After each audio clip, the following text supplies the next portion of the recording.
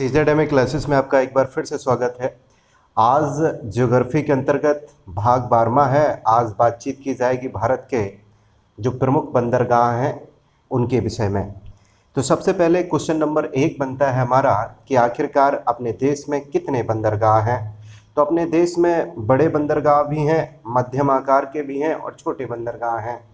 तो कुल मिलाकर अपने देश में बड़े बंदरगाहों की संख्या 13 है। दूसरा क्वेश्चन ये भी बनता है कि छोटे फिर कितने रहे। मध्यम की अगर बात करें और छोटे बंदरगाहों की बात करें तो ये कुल मिलाकर लगभग 200 हैं। अब आपके मन में एक और प्रश्न उठेगा कि भारत की जो मुख्य भूमि है अंडमान निकोबार द्वीप समूह को अगर मिला लिया जाए तो टोटल कितनी भूमि पे समुद्री तट रेखा है। तो आंसर आपका होगा कुल कितनी भूमि होगी समुद्री तट रेखा की। तो आंसर है 7515 या 17 किलोमीटर के लगभग। इतनी लंबी तट रेखा है अगर अंडमान निकोबार द्वीप समूह को शामिल कर लिया जाए। तो आप सभी जानते हैं कि भारत का कुछ मैप हम बनाने की कोशिश कर रहे हैं, लगभग ऐसा ही है। मान के चलिए तो यहाँ आपका इस प्रकार से है, यहाँ आपका नीचे तमिलनाडु है, यहाँ केरल हो गया, कर्नाटक हो गया, महाराष्ट्र हो गया, गोवा हो गया। कुछ इस प्रकार से हम लोग गुजरात की तरफ बढ़ते हैं। और यहाँ भी आप अच्छे से जानते हैं कि बहुत सारे बंदरगाह हैं। आपका पश्चिमी क्षेत्र है, पश्चिमी और पूर्वी ही है, पश्चिमी और पूर्वी आपका इधर रहेगा केरल, तमिलनाडु, कर्नाटक, गोवा, महाराष्ट्र, इस प्रकार से। तो हम बात करेंगे सबसे पहले कि बड़े बंदरगाहों और छोटे बंदरगाहों का रख रखाव प्रबंधन कौन करता है। तो बड़े बंदरगाह जो होते हैं वो केंद्र सरकार के अंतर्गत आते हैं, केंद्र सरकार इनका प्रबंधन करती है। बंदरगाह से होता क्या, आप सभी जानते हैं कि बहुत सारे देशों से जलयान आते हैं, उनसे सामान आता है, आयात होता है, निर्यात होता है, देश से चीज़ें बाहर भेजी जाती हैं और कुछ विदेश से भी सामान मंगाए जाते हैं। तो आप समझ पाए कि बड़े बंदरगाह जो होंगे वो केंद्र सरकार के नियंत्रण में होंगे और छोटे और मध्यम बंदरगाह जो होंगे वो किसके नियंत्रण में होंगे, वो राज्य सरकार के नियंत्रण में होंगे। अब पूर्वी अगर तट की बात करें, पूर्वी समुद्र तट, भारत का पूर्वी समुद्र तट के किनारे कौन कौन से बड़े बंदरगाह हैं। तो पूर्वी तट पर जो बंदरगाह हैं, याद रखिए बहुत इंपॉर्टेंट हैं ये सब बातें। भारत के पूर्वी तट की बात कर लेते हैं तो सबसे पहला बंदरगाह आता है तूतीकोरिन, चेन्नई, चेन्नई के बाद में एन्नौर, एन्नौर के बाद में विशाखापत्तनम, विशाखापत्तनम, इसके बाद में पारादीप, पारादीप हो गया, इसके बाद में कोलकाता, कोलकाता। ये पश्चिमी हिस्सा है, ये पश्चिमी है। और इधर आप बात करेंगे तो ये पूर्वी हो गया। इधर आपकी कौन है, बंगाल की खाड़ी है, आप अच्छे से जानते हैं ये बंगाल की खाड़ी। यहाँ आपके अंडमान निकोबार द्वीप समूह है, आप अच्छे से जानते हैं मैप में। इसके बाद में कोलकाता की हमने बात कर ली और बिल्कुल आप जानते हैं कोलकाता के बाद में यहीं पे आपका लगा हुआ है बांग्लादेश, यहाँ पे आपका बांग्लादेश हो गया, बांग्लादेश है यहाँ। और इसके बाद में हम लोग बात करते हैं पश्चिमी तट की। पश्चिमी तट पर कौन कौन आखिरकार बंदरगाह हैं उनकी हम लोग तेज़ी के साथ में बातचीत कर लेते हैं। तो पश्चिमी तट पर कांदला, गुजरात से स्टार्टिंग हो रही है, गुजरात से आपको बात बता दें, यहाँ गुजरात से स्टार्टिंग कर रहे हैं कांदला से।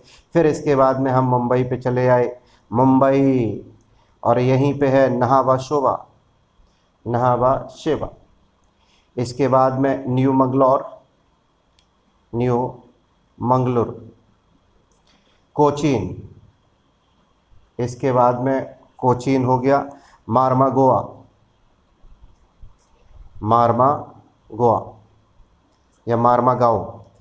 ये सब बंदरगाह जो हैं वो हमने लिखे हैं जो बड़े बंदरगाह हैं जिनका नियंत्रण केंद्र सरकार के अंतर्गत है। एक एक करके हम इन सभी की बातचीत कर लेंगे। सबसे पहले बातचीत करते हैं हम लोग कांडला की। गुजरात का कांडला उत्तर भारत में अगर बात करें तो सबसे ज़्यादा आपूर्ति करने वाला है। उत्तर भारत में जो सामान आते हैं विदेशों से, उत्तर भारत में आपूर्ति करने वाला है, सबसे ज़्यादा यहीं से आपूर्ति होती है। इसके बाद में बात की जाएगी कि ये किस राज्य में है, तो अभी हमने बार बार कहा है ये गुजरात राज्य में है। तीसरा क्वेश्चन आपसे ये पूछा जाता है कि किस खाड़ी में है, तो कच्छ की खाड़ी, जो कच्छ जहाँ कीचड़ का इलाका है, कच्छ की अगर बात करें तो यहाँ लड़ाई भी चलती है आपस में, पाकिस्तान और अपने देश के मध्य में। वो कहते हैं कि यह इलाका हमारा है, हम लोग कहते हैं हमारा इलाका है ही। लेकिन कुछ भी हो, कच्छ की खाड़ी के तट पर यह एक दरगाह है। ये कैसा बंदरगाह, ये भी क्वेश्चन पूछा जाता है, तो आंसर होगा ज्वारीय बंदरगाह है। कैसा बंदरगाह है? ज्वारी बंदरगाह। इसके बाद में हम लोग बात करेंगे अगले बंदरगाह की, मुंबई की। इसमें एक और क्वेश्चन आपसे पूछा जा सकता है, पांचवा, इसको भी देख लेते हैं। भारत सरकार ने यहाँ मुक्त व्यापार क्षेत्र स्थापित किया है। मुक्त व्यापार क्षेत्र स्थापित कहाँ किया गया है? तो आंसर होगा कांदला। अब दूसरे की तरफ चलते हैं। दूसरा आपका हो गया मुंबई। मुंबई में कौन कौन सी खास बातें हैं, इसको हम लोग जान लेते हैं। यह पूरे वर्ष खुला रहने वाला, पूरे वर्ष खुला रहने वाला कैसा बंदरगाह है, आपसे पूछा जाएगा, तो आंसर होगा प्राकृतिक बंदरगाह है। पूरे वर्ष खुला रहता है, पूरे वर्ष बंद नहीं होता, ये बंदरगाह है कैसा? प्राकृतिक है। और अगर बात करें तो प्राकृतिक कटान में ये किस द्वीप के निकट स्थित है, तो आंसर होगा ये सालसेट द्वीप पर स्थित है। कौन सा? सालसेट द्वीप पर स्थित है। यह देश का सबसे बड़ा बंदरगाह है। अगला इसका पॉइंट है, देश का सबसे बड़ा बंदरगाह, देश का सबसे बड़ा बंदरगाह। इसके द्वारा क्या होता है, किस प्रकार की यहाँ से चीज़ें भेजी जाती हैं, मंगाई जाती हैं? यहाँ से मुख्य रूप से सूती वस्त्र, ऊनी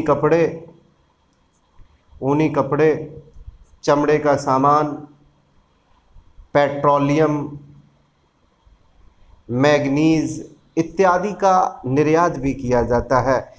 अब इसके बाद में हम लोग बात कर लेते हैं, मुंबई में ही है, इसका नाम है नहावा शेबा। ये न्यू मुंबई में पड़ता है, न्यू मुंबई। इसको और किस नाम से जानते हैं, तो इसका दूसरा नाम है जवाहरलाल नेहरू बंदरगाह। इसको इसलिए बनाया गया क्योंकि मुंबई का जो बंदरगाह है, इसके ऊपर भार ज़्यादा पड़ रहा था। इसके भार को कम करने के लिए एक नया बंदरगाह बनाया गया। इस नए बंदरगाह का नाम नहावा शेबा या फिर जवाहरलाल नेहरू बंदरगाह है। यह किस प्रकार से संचालित है, तो आंसर इसका होगा यह पूर्णतः यंत्र चालित बंदरगाह है। यंत्रों के द्वारा यहाँ पे सामान एक जगह से दूसरे जगह कंटेनर भेजे जाते हैं। ये आपको हमने बता ही दिया कि किस प्रकार क्यों बनाया गया, क्योंकि बहुत सारा भार मुंबई के बंदरगाह पे था, इसको कम करने के लिए। यह किस प्रकार का बंदरगाह है, प्राकृतिक है या फिर कृत्रिम, तो आपका आंसर होगा सबसे बड़ा कृत्रिम बंदरगाह है, सबसे बड़ा कृत्रिम बंदरगाह है। यह आधुनिक बंदरगाह भी है। 1988-89 में इसे देश का 12वां बड़ा बंदरगाह घोषित किया गया, 12वां बड़ा बंदरगाह घोषित किया गया। और इसमें एक और खासियत है, यह भारत का विशालतम कंटेनर पत्तन है, भारत का विशालतम कंटेनर पत्तन है। यहाँ पे बड़े बड़े कंटेनर रखे जाते हैं, आप सभी जानते हैं कंटेनरों में सामान ले जाया जाता है। इसके बाद में तीसरे के बाद में चौथे की तरफ चलते हैं। इसका नाम है मार्मोगांव। यह कहाँ है, किस राज्य में है, तो ये गोवा राज्य में है। किस नदी पर है, तो नदी का नाम है ज्वारी नदी के ज्वार नदमुख पर है। यह बंदरगाह 1970 ईस्वी में देश का सबसे बड़ा निर्यात बंदरगाह था। देश का सबसे बड़ा निर्यात बंदरगाह कौन था, तो आंसर होगा निर्यात बंदरगाह 1970 ईस्वी तक, यानी कि आज़ादी के बाद से ये सबसे बड़ा निर्यात बंदरगाह था। यहाँ से कहाँ कहाँ सामान जाता था, यहाँ से ईरान को लौह अयस्क भेजा जाता है, अब भी भेजा जाता है लौह अयस्क की अगर बात करें अब भी। इसके बाद में ज्वारी नदी और मांडवी नदी आप सभी जानते हैं, ये दोनों नदियां गोवा में हैं। ज्वारी और एक और नदी हम लिख देते हैं, क्वेश्चन पूछा जाता है मांडवी नदी कहाँ की नदी है, तो आंसर आप बता देंगे ज्वारी और मांडवी नदियाँ ये गोवा राज्य में हैं। ज्वारी तथा मांडवी नदियों के परिवहन द्वारा बंदरगाह को लौह अयस्क पहुंचाया जाता है, यानी कि मार्मगोआ पर कहाँ से लौह अयस्क आता है, तो इन दोनों नदियों के जरिए। कौन सी दोनों नदियाँ? ज्वारी और मांडवी। इसके बाद में हम लोग जान लेते हैं 5वें नंबर पे न्यू मंगलौर, न्यू मंगलौर बंदरगाह के बारे में। यह किस राज्य में है? सबसे पहला क्वेश्चन, यह कर्नाटक राज्य में स्थित है। यहाँ से क्या भेजा जाता है? तो आप जानते हैं कि कर्नाटक राज्य में कुद्रेमुख खान है, तो कुद्रेमुख खान है वो किस लिए प्रसिद्ध है? लौह के लिए। तो यहाँ से मुख्यतः लौह अयस्क, लौह अयस्क के अलावा ग्रेनाइट, ग्रेनाइट के अलावा काजू कहवा है, काजू हो गया। इसके बाद में कहवा, लकड़ी, मछली, चंदन का तेल आदि निर्यात किया जाता है। अब इसके बाद में 6ठे नंबर पे हम लोग चलते हैं। 6ठे नंबर पे बातचीत करेंगे कोचीन की। अब हम लोग बातचीत कर लेते हैं कोचीन, कोचीन या फिर कोच्चि। कोच्चि कैसा बंदरगाह है? तो आंसर होगा प्राकृतिक है। पहला क्वेश्चन आपसे पूछा जाएगा कोचीन कैसा बंदरगाह है, तो आंसर आप देंगे प्राकृतिक बंदरगाह है। दूसरा क्वेश्चन ये पूछा जाता है अरब सागर की रानी के नाम से कौन लोकप्रिय है? तो कोचीन ही है, अरब सागर की रानी। अरब सागर की रानी के नाम से भी विख्यात है कोचीन, या फिर हम कहें कोच्चि। ये कहाँ है, किस राज्य में स्थित है? तो तीसरा क्वेश्चन आपका ये रहा, ये केरल राज्य में स्थित है। केरल में आप सभी जानते हैं मालाबार तट है। मालाबार तट के वेम्बनाड, मालाबार तट के कौन? वेम्बनाड क्याल में, वेम्बनाड क्याल में ये किस द्वीप पर स्थित है? ये भी पूछा जाता है, तो आंसर होगा आपका वेलिंगटन, वेलिंगटन द्वीप पर स्थित है। तो आपके 4-5 क्वेश्चन हम तेजी से बता देते हैं। यहाँ से कौन बनेंगे? कोचीन या कोच्चि किस प्रकार का बंदरगाह है? तो आंसर होगा प्राकृतिक। दूसरा, अरब सागर की रानी के नाम से कौन जाना जाता है? तो कोचीन। किस राज्य में है? तो आंसर होगा केरल। केरल में एक तट है, इस तट का नाम है मालाबार तट। मालाबार तट में वेम्बनाड क्याल है और यहीं पर स्थित है वेलिंगटन द्वीप, और यहीं स्थित है आपका कोचीन बंदरगाह। तो 6ठे के बाद में 7वें की तरफ हम लोग चलते हैं। इसका नाम है तोतीकोरिन। तोतीकोरिन किस राज्य में है? पहला क्वेश्चन यही, तो आंसर हम लोग लिखेंगे तमिलनाडु। यह भी क्वेश्चन पूछा जाता है यह भारत के किस छोर पर है? तो यह भारत के दक्षिणी पूर्वी छोर पर है, दक्षिणी और पूर्वी छोर पर स्थित है।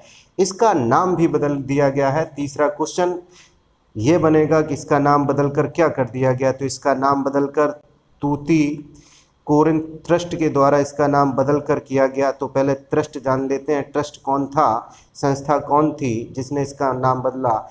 तो तूतीकोरिन पोर्ट ट्रस्ट के द्वारा इसका नाम बदलकर कर दिया गया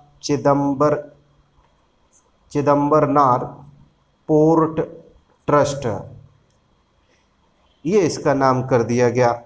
कब कर दिया गया? तो आंसर होगा 27 जनवरी 2011 को इसका नाम कर दिया गया। इससे जुड़ा एक और महत्वपूर्ण फैक्ट है, तो उसको भी जान लेते हैं। तो भारतीय नौवहन सेवा कहाँ से कहाँ तक?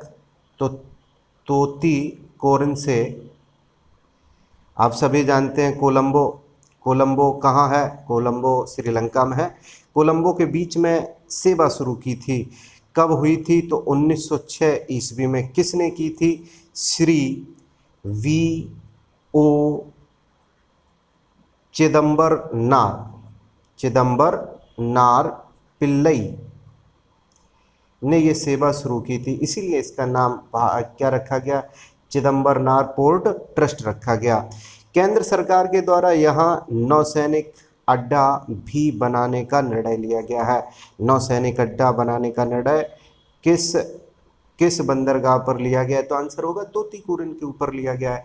इसके बाद में हम लोग जहाँ बातचीत करेंगे चेन्नई बंदरगाह की। अब बातचीत कर लेते हैं चेन्नई बंदरगाह की। चेन्नई बंदरगाह भारत का सर्वाधिक पुराने बंदरगाहों में से एक है। सर्वाधिक पुराने बंदरगाहों में से एक है। यह किस प्रकार का पत्तन है या बंदरगाह है? यह कृत्रिम पत्तन है। कृत्रिम का मतलब आप जानते हैं कि खुद लोगों ने बनाया है, प्रकृति के द्वारा इसका निर्माण नहीं हुआ है। कृत्रिम का तो मतलब यही हुआ। इसको कब बनाया गया? तो सवाल तो उठेगा कब बनाया गया? प्रकृति ने बनाया होता है उसका रिकॉर्ड होगा नहीं, इसीलिए कृत्रिम का रिकॉर्ड होता है।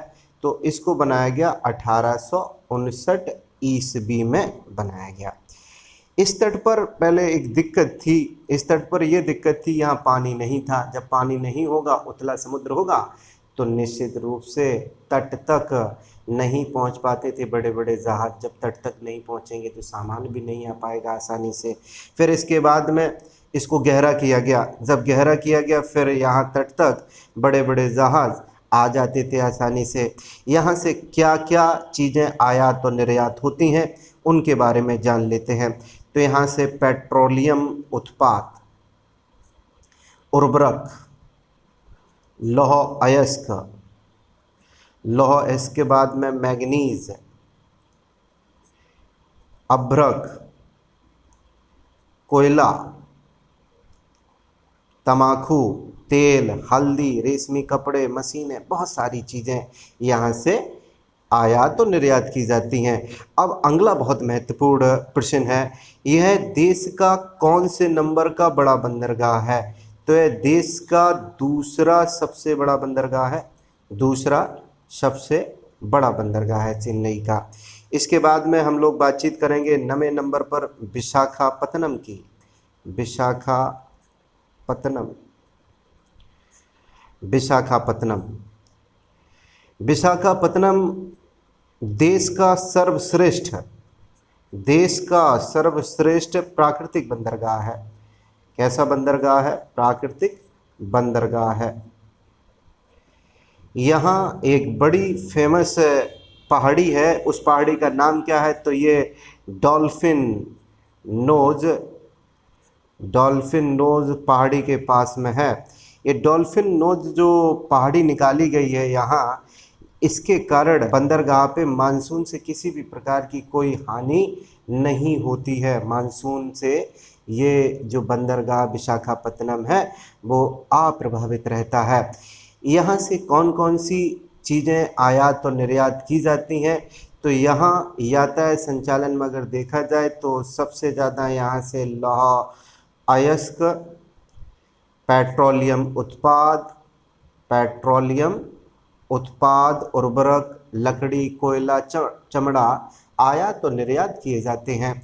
अगला क्वेश्चन बहुत महत्वपूर्ण है, सबसे गहरा बंदरगाह देश का कौन है? तो आंसर होगा यह देश का सबसे गहरा बंदरगाह है। सबसे गहरा बंदरगाह कौन?